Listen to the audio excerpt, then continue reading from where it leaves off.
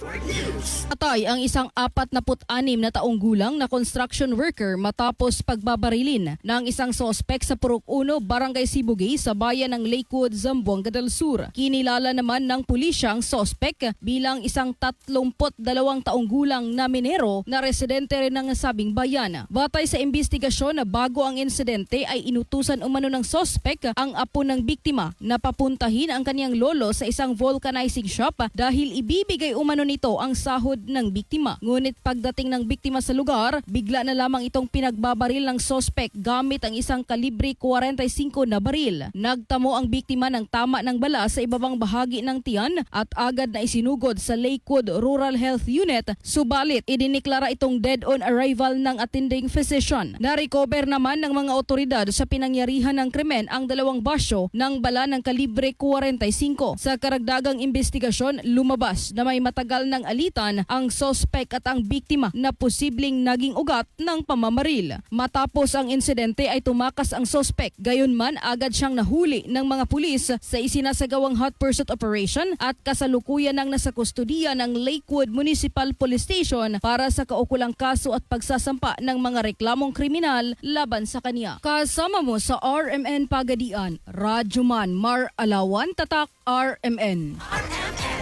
Network News.